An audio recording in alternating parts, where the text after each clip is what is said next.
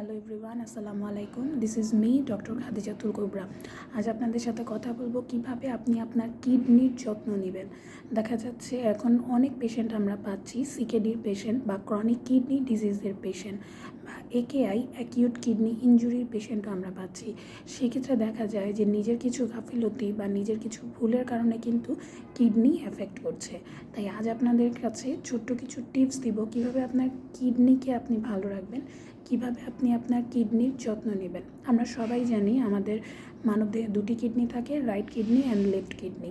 অনেকেই বলে থাকেন যে একটা কিডনি নিয়েও বেঁচে থাকা যায়। হ্যাঁ, একটা কিডনি নিয়েও অনেক সময় বেঁচে থাকা যায়, কিন্তু সেটা কখন, যদি এমন কোনো সিচুয়েশান আসে যে আপনার একটা কিডনি হয়তো বা নষ্ট হয়ে গিয়েছে বা এমন কিছু, তবে আমরা কেনই বা ওই সিচুয়েশানটাকে আসতে দিব, তাই না?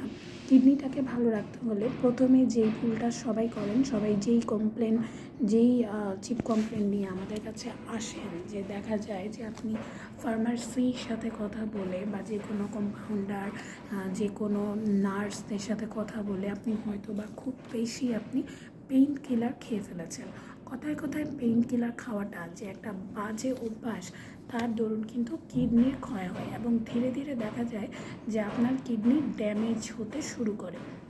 তাই এই যে কথায় কথায় পেইন কিলার খাওয়ার যে একটা অভ্যাস বা একটা যে প্রবণতা, সেটা আমাদেরকে কিন্তু কমাতে হবে। ডাক্তারের পরামর্শ ছাড়া পেইন কিলার খাওয়া যাবে না, এবং পেইন কিলার খেলেও সেটা কত মাত্রায় কত দিনে খাবো সেটার একটা লিমিট থাকতে হবে।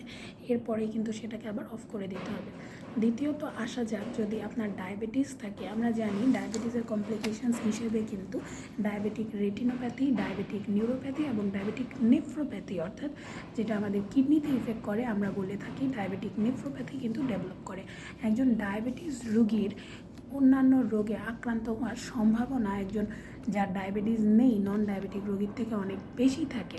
এবং দেখা যায় যে তার কিন্তু আলটিমেটলি এই যে আমি এতক্ষণ বললাম ডায়াবেটিক নিউরোপ্যাথি যেটা আমাদের ব্রেইনে এফেক্ট করে, ডায়াবেটিক নেফ্রোপ্যাথি যেটা কিডনিতে ইফেক্ট করে, এবং ডায়াবেটিক রেটিনোপ্যাথি যেটা আমাদের চোখে ইফেক্ট করে, তা থেকে আস্তে আস্তে একজন ডায়াবেটিস রোগীর কিন্তু মাল্টিপল অর্গ্যান ফেইলিওর, অর্থাৎ অনেকগুলো অর্গ্যান আস্তে আস্তে কাজ করা বন্ধ করে দেয়। এবং একটা মানুষের যখন মাল্টিপল অর্গ্যান ফেইলিওর হয়, অর্থাৎ যখন অনেকগুলো অঙ্গই আস্তে আস্তে একসাথে কাজ করা বন্ধ করে দেয় বা একটা একটা করে, তখন কিন্তু আলটিমেটলি সে মৃত্যুর দিকে ঝুঁকে যায়।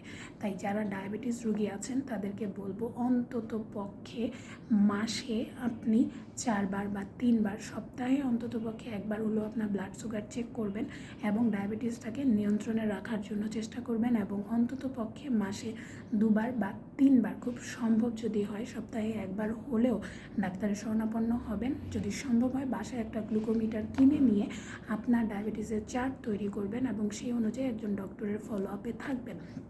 এবং আপনার দৈনিক অন্ততপক্ষে 2 থেকে 2.5 লিটার পানি পান করবেন। যাদের কোনো সমস্যা নেই তারা দৈনিক অন্ততপক্ষে 2 থেকে 2.5 লিটার পানি পান করবেন। এবং প্রস্রাব আসলে কখনোই প্রস্রাবকে আটকে রাখার চেষ্টা করবেন না, চেষ্টা করবেন ভয়েড করে ফেলার বা প্রস্রাব করে ফেলার। এইরকম নিয়মকানুনগুলো মেনে চললে কিন্তু আমরা আমাদের কিডনিটাকে ভালো রাখতে পারি। এছাড়াও খাদ্যাভ্যাসের কিছু নিয়মকানুন আছে, যেমন আমাদের যদি আমরা ফাস্টফুড না খাই তাহলে কিন্তু আমরা কিডনি না আরও অনেক জিনিস থেকে আমরা বেঁচে যাব। এমনকি আমাদের যে লিভার ডিজিজ সেটা থেকেও কিন্তু আমরা বেঁচে যেতে পারি। দেখা যায় যে অনেকে NSAID একটা লং টাইম খেয়ে কিন্তু লিভারেরও ক্ষতি করে ফেলছে। তাই আপনাকে যে কোনো ওষুধ খাওয়ার আগে অবশ্যই জেনে বুঝে খেতে হবে, ডক্টরের পরামর্শ নিয়ে খেতে হবে। এবং মনে রাখবেন যে সাধারণত দেখা যায় যে প্রেশারের ওষুধ বা ডায়াবেটিসের ওষুধ ছাড়া অন্যান্য কোনো ওষুধই কিন্তু খুব বেশি লং টাইম খেতে হয় না। যদি খেতে হয় আপনাকে কিন্তু বলে দেওয়া হয়। এবং প্রেশারের ওষুধ, ডায়াবেটিসের ওষুধও কিন্তু আপনি লং টাইম একটা নির্দিষ্ট মাত্রায় হয়তো বা নেবেন না, সেটারও কিন্তু উঠানো, নামানো, বাড়ানো, কমানোর প্রয়োজন হতে পারে আপনার কন্ডিশনের উপর ডিপেন্ড করে। তার জন্য রোগীকে দেখতে হবে, রোগীর কন্ডিশন জানতে হবে এবং সেই অনুযায়ী একজন ডক্টর কিন্তু ডিসিশনটা নেবেন।